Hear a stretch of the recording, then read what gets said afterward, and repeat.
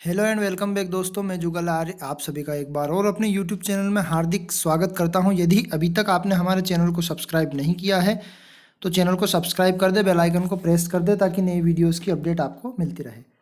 आज का विषय मैं लेकर आया हूं प्रश्न बैंक कक्षा 9वीं, विषय गणित, अध्याय 1। इसके पहले वाले वीडियो में जो आपके एग्जाम में आने वाले हैं प्रश्न बैंक के क्वेश्चन, वो मैंने आपको ब्रिज कोर्स के क्वेश्चन 8 अंक के बता दिए हैं जो ऑब्जेक्टिवली प्रश्न थे। यदि उस वीडियो को आपको देखना है तो हमारे चैनल को सब्सक्राइब कीजिए और इस वीडियो की डिस्क्रिप्शन में उसकी लिंक मैं आपको प्रोवाइड कर दूंगा ताकि वो वीडियो आप आसानी से देख सकें।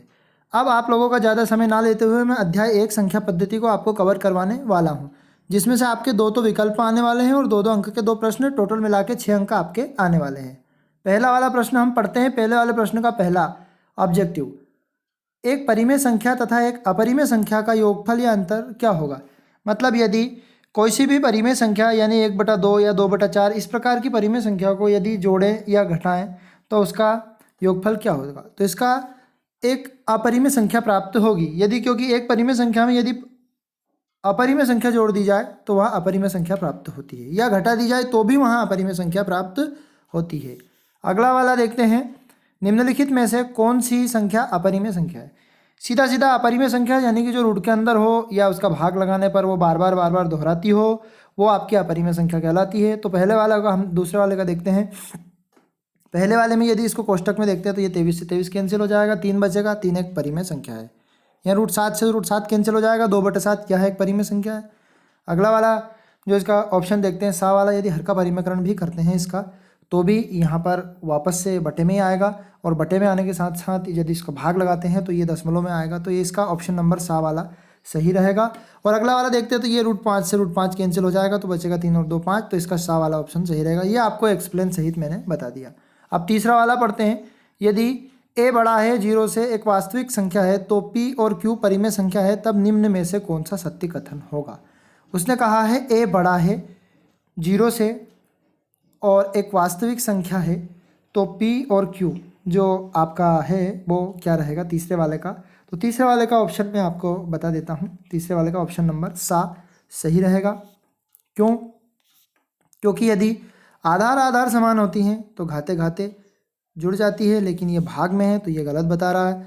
यहाँ पर ये गुणा में होता तो इसका नियम जो कहता है वो जब भाग में घाते घाते घट जाती हैं वो वाला नियम होता। जैसे कि ये 2 की घात 2 होती, यहाँ 2 की घात 3 होती, तो यहाँ 2 की घात 2 - 3, तो इसी प्रकार का ये नियम हमने आपको बता दिया। चौथा वाला देखते हैं। b यदि बड़ा है एक वास्तविक संख्या और m और n परिमेय संख्या, तब निम्न में से कौन सा कथन सत्य होगा। तो जो आपका चौथे वाले का रहेगा, चौथे वाले का बा वाला ऑप्शन सही रहेगा। क्यों? क्योंकि यहाँ पर आधार आधार समान होने पर तो ये बी वाला ऑप्शन। क्यों? क्योंकि बी बड़ा है तो एम और एन का आपस में गुणा हो जाएगा। अगला देखते हैं पांचवा वाला, निम्नलिखित में से कौन सी परिमेय संख्या 1 व 2 के बीच में नहीं है। तो यहाँ परिमेय संख्या निकालने के लिए मैं आपको फार्मूले बता देता हूँ। इस प्रकार से फार्मूले आपसे निकाल सकते हैं, है ना। तो इसका मैं आपको आंसर बता देता हूँ। इसका पाँचवें वाले का इसका सा वाला ऑप्शन सही रहेगा। पाँचवें का सा यदि निकालना है तो 1/2 a + b वाले फार्मूले से आप निकाल सकते हैं। a इसमें 1 को माने, b इसमें 2 को माने, फिर अगली संख्या आने के बाद जो जो संख्या है उसको a माने। इस प्रकार क्रम से देख लें। यदि ये संख्या इसके बीच में आती है तो ये तीनों आएंगी और बाकी की ये नहीं आएंगी। ठीक है। अगला देखते हैं, रिक्ति स्थान की पूर्ति कीजिए। तो सभी परिमेय संख्या एवं अपरिमेय संख्या, सभी परिमेय संख्या एवं अपरिमेय संख्याओं को एक साथ लेने पर खाली स्थान संख्या का संग्रह प्राप्त होता है। तो यहाँ पर परिमेय और अपरिमेय संख्या यदि मैंने ले ली तो उसमें हमें एक वास्तविक संख्या का समूह प्राप्त होगा। कौन सा? वास्तविक संख्या। तो कहने का मतलब ये होता है कि परिमेय संख्या 1 2 3 4 इन सभी के बटे में हम क्या मान सकते हैं, 1 1 1 मान सकते हैं। तो वो हमें जो प्राप्त होगा वो वास्तविक संख्या प्राप्त होगी। अब अगला वाला रिक्त स्थान देखते हैं। यदि यदि r को परिमेय संख्या कहा जाए तो p/q के रूप में लिखा जा सकता है, जहाँ p और q खाली स्थान है और q does not equal to 0। यदि कोई सी भी संख्या बटे के रूप में आती है तो वो कौन सी संख्या कहलाती है, यानी कि वो r p और q परिमेय संख्या, तो ये एक पूर्णांक कहलाती है। क्या कहलाती है? दूसरे वाले का आंसर रहेगा पूर्णांक। अब अगला वाला पढ़ते हैं। यदि आर परिमेय संख्या है और एस अपरिमेय संख्या है, तो R plus S, R minus S खालिस्तान संख्या होगी। तो तीसरे वाले का एक अपरिमेय संख्या, या तो जोड़ो, क्योंकि कहा क्या गया है, एक परिमेय संख्या में दूसरी परिमेय संख्या को या तो जोड़ो या घटाओ। तो सीधी सीधी भाषा में बोलो तो वो क्या प्राप्त होती है, अपरिमेय संख्या। मैंने ये ऊपर भी आपको एक्सप्लेन करके बता दिया। जोड़ना या घटाना, एक परिमेय हो और एक अपरिमेय, तो वो अपरिमेय ही संख्या प्राप्त होती है। चौथा वाला देखते हैं, एक अपरिमेय संख्या का दशमलव प्रसार, यानी कि वहाँ दशमलव प्रसार अनंत तक चलता जाएगा, तो इसको अनंत भी लिख सकते हैं दशमलव प्रसार, या अशांत भी लिख सकते हैं, या जो आजकल जो प्रचलन में है उसको अनावासी, अवाशनीय और अनावृत्ति, मतलब वो रुकता नहीं है, बार बार चलता रहता है। सत्य असत्य की बात करते हैं, तो पहला सत्य असत्य को देखते हैं। एक परिमेय संख्या का दशमलव प्रसार किस प्रकार का होता है। एक परिमेय संख्या का दशमलव प्रसार, परिमेय संख्या का दशमलव प्रसार किस प्रकार का हो सकता है। माफ़ करना, ये एक शब्द में उत्तर देते हैं हम, तो मैंने सत्य सत्य बोल दिया। तो ये एक परिमेय संख्या का या तो आपका शांत हो सकता है या फिर अशांत, वो तो उस परिमेय संख्या के ऊपर निर्भर करता है। भाग लगाने पे पता चलता है कि वो शांत है कि अशांत, तो इस प्रकार का इसका आंसर रहेगा। अब अगला देखते हैं, 0 व 1 के बीच में एक परिमेय संख्या लिखिए। तो 0 और 1 के बीच में परिमेय संख्या निकालने के कई तरीके होते हैं, ठीक है। तो उसको आप 0 और 1 के बीच में एक परिमेय संख्या होती है, तो हम कह सकते हैं हाँ, 0 और 1 के बीच में एक परिमेय संख्या हो सकती है।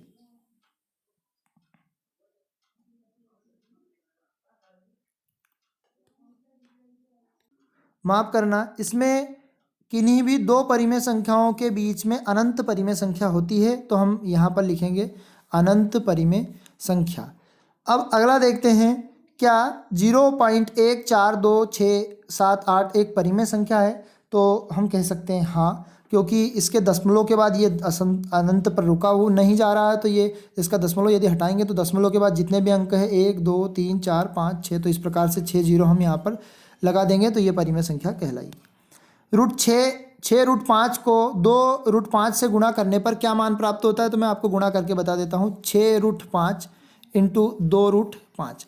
ध्यान से देखना, रूट बगैर रूट वाली संख्या का आपस में गुणा कर देते, तो 6 में 2 का गुणा करते 12, √5 में √5 का गुणा करते तो केवल 5, और 12 में 5 का गुणा करते तो 60। तो इसका आंसर क्या रहेगा, 60। आपको सिंपली आंसर 60 ही देना है, एक शब्द में उत्तर है, किंतु हमने आपको एक्सप्लेन करके इसको बताया है। अब योग की बात कर दी, तो इन दोनों के बीच में प्लस का निशान लगाते हैं। अब समान समान रूट वाली संख्या में जोड़ देते हैं, तो यहाँ पर 2√2 और यहाँ √2, तो ये हो जाएगा आपका 3√2। यहाँ पर 5√3 और ये माइनस का, तो 5 में से 3 को घटाया तो कितना बचा आपका, 2 प्लस का 2√3, ये आपका आंसर रहेगा। अब यहाँ पर ये आपस में नहीं जुड़ सकते, क्योंकि ये √2 वाली संख्या है, ये √3 वाली संख्या। अब सत्य सत्य की बात करते हैं, तो पहला सत्य सत्य देखते हैं। एक परिमेय संख्या का दशमलव प्रसार या तो शांत होता है या अनावासी या अशांत होता है, तो ये सत्य रहेगा, क्योंकि यदि हम 10 परिमेय संख्या में भाग लगाएंगे तो सिंपल सी बात है, यदि वो या तो वो भाग उसका पूरा पूरा भागफल चला जाएगा, शेषफल कुछ भी नहीं बचेगा, या फिर उसमें शेष बार बार बचता रहेगा, तो ये सत्य रहेगा। प्रत्येक प्राकृत संख्या क्या एक पूर्ण संख्या होती है, तो ये भी आपका सत्य रहेगा, क्योंकि प्राकृत संख्या 1 2 3 4 5 यहाँ से स्टार्ट होती है, तो इसको हम कौन सी संख्या भी बोल सकते हैं, पूर्ण संख्या भी हम बोल सकते हैं। तो पहला और दूसरा दोनों सत्य रहेंगे। अब तीसरा, प्रत्येक पूर्णांक एक पूर्ण संख्या हो सकती है, ये हम असत्य कह सकते हैं, क्योंकि कोई से भी जो पूर्णांक है वो पूर्ण संख्या नहीं होती, क्योंकि पूर्णांक में माइनस वाली संख्या भी आती है, बटे वाली संख्या भी आती है, तो ये आपका असत्य रहेगा। अगला देखते हैं, पांचवा वाला, चौथा वाला, प्रत्येक पूर्ण संख्या क्या परिमेय संख्या हो सकती है, तो ये आपका ऑप्शन चौथे वाले का देखते हैं सत्य रहेगा। तो ये आपका सत्य, क्यों, क्योंकि प्रत्येक पूर्णांक, जैसे 1 है तो 1 के बटे में हम 1 मान सकते हैं, 2 है तो 2 के बटे में 1, या 0 है तो 0 के बटे में भी 1 मान सकते हैं, तो ये क्या हो सकती है, परिमेय संख्या कहला सकती है। प्रत्येक परिमेय संख्या क्या एक पूर्ण संख्या हो सकती है, ये असत्य रहेगा, क्योंकि परिमेय संख्या जो होती है वो कभी भी पूर्ण संख्या नहीं होती है, तो ये आपका असत्य ऑप्शन रहेगा। अब हम कुछ सवालों पर आते हैं, ये सवाल आपको मैं हल करके बता देता हूँ। यहाँ पर पहला वाला सवाल आपका दिया गया है कि 1/√7 - √6 इंटू, अब इसका यदि हर का परिमेकरण करते हैं तो √7 प्लस √6 हो जाएगा, फिर √7 प्लस √6 हो जाएगा। तो यहाँ पर हम देखते हैं √6, नीचे एक फार्मूला लग रहा है a प्लस बी और a माइनस बी का, तो यदि एक में मैं मल्टीप्लाई करूँगा तो ये हो जाएगा √7 प्लस √6, और यहाँ पर √7 तो इस पर √7 पे क्या हो जाएगा, वर्ग हो जाएगा, बीच में लग जाएगा माइनस, और √6 पर ये क्या हो जाएगा, वर्ग लग जाएगा। तो यहाँ पर √7 प्लस √6 लिख दिया हमने। फिर इसके बाद 7 का वर्ग तो होता है, 7 का वर्ग तो 49 होता है, किंतु इस पर रूट लगा हुआ है तो वर्ग से रूट कैंसिल हो जाएगा, ये हो जाएगा 7 आपका, और 6 रूट तो ये भी कैंसिल हो जाएगा 6। तो यहाँ पर √7 प्लस √6 और बटे में क्या लिख दिया, 1 लिख दिया। तो यहाँ पर हमारा यह आपका देखा जाए तो यह आपका आंसर रहेगा, यह परिमेयकरण करने वाला सवाल है। अगला वाला देखते हैं, प्रश्न नंबर 6, इसमें 1/3 की घात ये आपकी 5 है का मान ज्ञात कीजिए। यदि इस सवाल को मैं आपको दो तरीके से बता देता हूँ, थोड़ा सा यदि ये मिसप्रिंट होता तो ये यदि ऐसा होता कि 3 की घात 1/5 और ये 4, तो यहाँ ऊपर ऊपर में इसका मल्टीप्लाई कर देता, किसका मल्टीप्लाई कर देता, 1 में, तो ये 3 की घात 4/5 इसका आंसर हो जाता। इस प्रकार से ये सवाल हल होता। लेकिन यहाँ पर यदि माना जाए तो ये घात मान लो ये बटे दिया है, और इसकी घात यदि इस प्रकार से 5 दी है और इस पर ये 4 लगा हुआ है, तो ये कैसे हल होता। यदि इसको मैं बटे वाली राशि को ऊपर ले जाता तो ये क्या हो जाती, माइनस की घात हो जाती, और इस पर 4 घात लगती, और इसका मल्टीप्लाई होता, क्योंकि यदि आधार एक ही होता है और दोनों आपस में कोष्टक के बाहर संख्या होती है, तो 3 की घात माइनस का 4×5 20 हो जाता।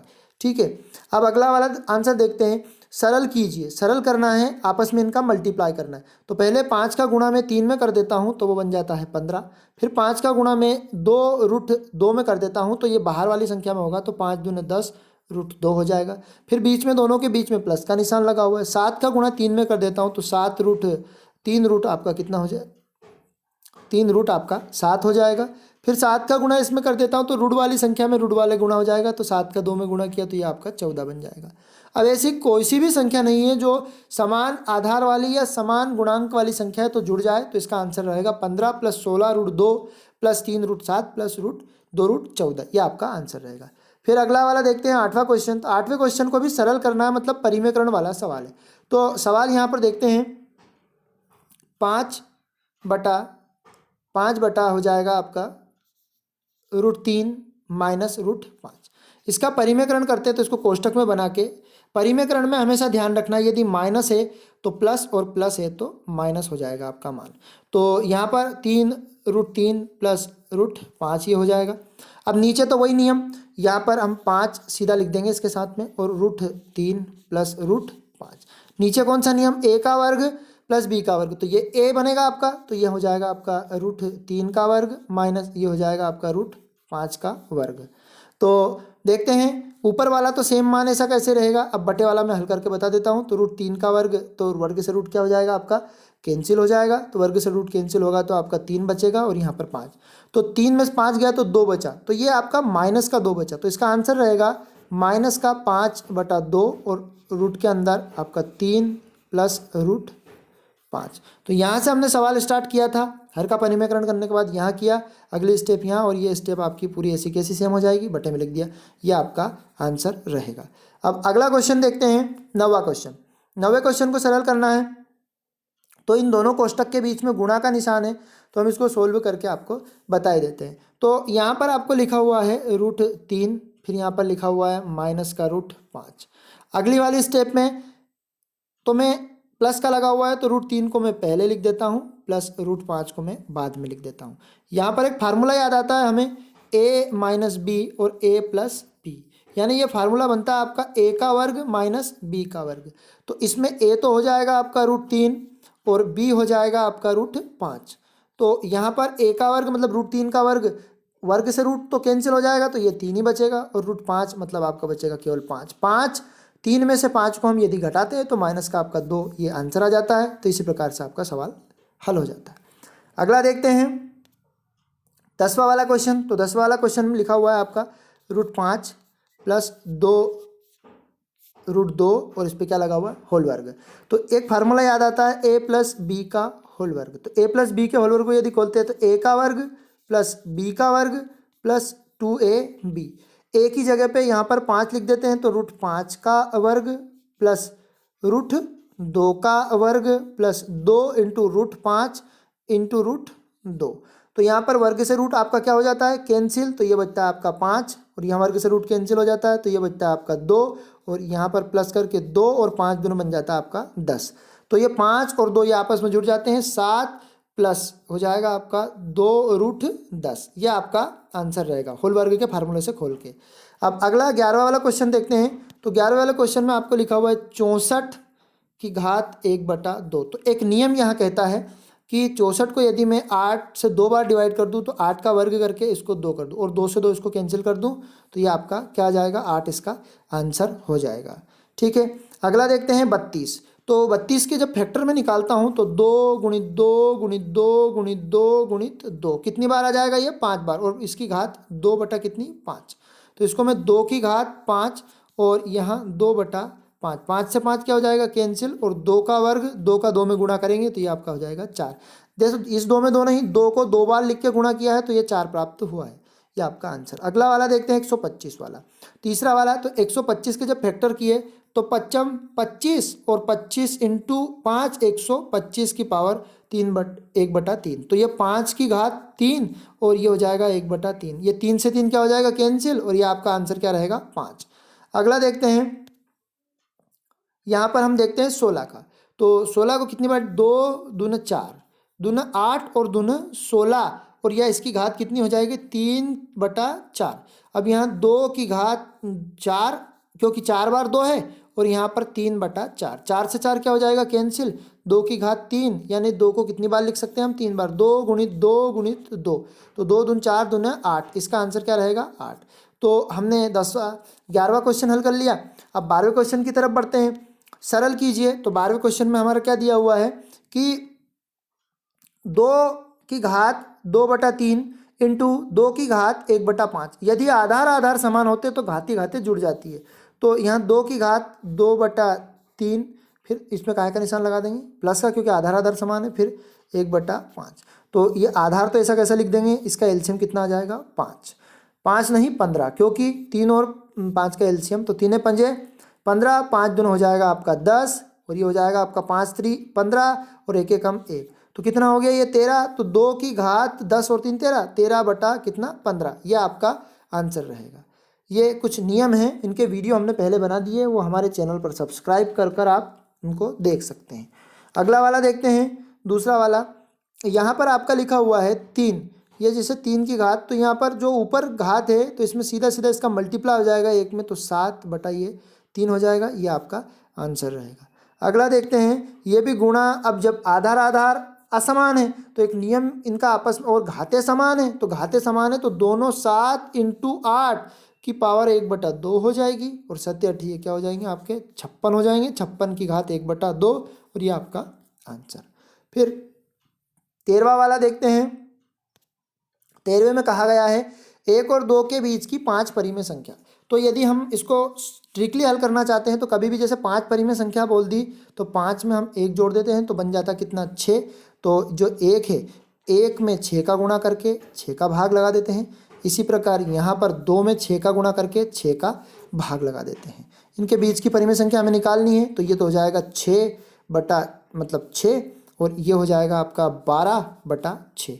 तो 6 के बाद कितना आता है 7/6, इसके बीच में लिखना, फिर 8/6, फिर कितना 9/6, फिर 10/6, और फिर 11/6। तो ये 1 2 3 4 और ये 5 परिमेय संख्या इनके बीच की हो गई। इस प्रकार से आप इन परिमेय संख्याओं को निकाल सकते हैं। ठीक है, क्योंकि 6 कम 6 और 6 दूने 12, तो ये 1 और 2 के बीच की 5 परिमेय संख्या हो गई 7/6, 8/6, 9/6, 10/6 और 11/6। अगला देखते हैं 14 वाला क्वेश्चन। तो 14 वाले क्वेश्चन में क्या कहा गया है, दिखाइए कि 3.333 इस पर बार लगा हुआ है। ठीक है, तो ये बार 3 पर है केवल बार, तो यहाँ पर इसको किसके बराबर मान लेते हैं x के बराबर में। तो ये x के बराबर में हमने 3.33 मान लिया। अब यहाँ पर जितनी संख्या पे यदि आपका बार लगा होता है उस पर हम x माना था, हमने क्या माना था 3.33, जितनी संख्या बार लगा उसका गुणा कर देते हैं। तो एक संख्या मतलब 10 का गुणा दोनों पक्षों में कर देते हैं। तो इधर भी गुणा किया, मल्टीप्लाई, क्योंकि 10 से फिर वापस 10 से 10 कैंसिल हो जाता है। पी बटा क्यू रूप में व्यक्त करना, तो इसका मल्टीप्लाई किया हमने, तो ये 10x बराबर ये हो जाए आपका 3.333 और 3.33 इसको प्लस में लिख सकते हैं हम, और हमने 10x प्लस 3 और इसको x माना था इसके बराबर में, तो बराबर के उधर x ले जाएंगे तो माइनस का हो जाएगा, तो ये बन जाएगा आपका 9x बराबर 3। इसको बटे में लिख देते हैं इसके, तो ये हो जाएगा x बराबर 3/9, तो ये हो जाएगा 3 तिया 9, तो ये p बटा क्यू रूप इसका क्या आ जाएगा 1/3, ये आपका आंसर रहेगा। अब हमने सारे के सारे इस वीडियो में हमने सारे के सारे आपको प्रश्न सॉल्यूशन करके बताए। यदि आपको वीडियो पसंद आए तो हमारे वीडियो को ज़्यादा से ज़्यादा शेयर कीजिए, चैनल पर नए हैं तो चैनल को सब्सक्राइब कीजिए, बेल आइकन को प्रेस कीजिए ताकि नए वीडियोज़ की अपडेट आपको मिलती रहे। और इसी वीडियो की लिंक में जो आपके प्रश्न बैंक के पुराने वीडियो हैं उनकी लिंक भी मैं डिस्क्रिप्शन में आपको प्राप्त कर दूंगा, है ना। और प्लेलिस्ट भी इसकी बना दी, उस प्लेलिस्ट के माध्यम से भी सारे के सारे वीडियो आप देख सकते हैं। तो जय हिंद साथियों, अगले वीडियो में जल्द हम मिलेंगे आपको। Tata bye bye.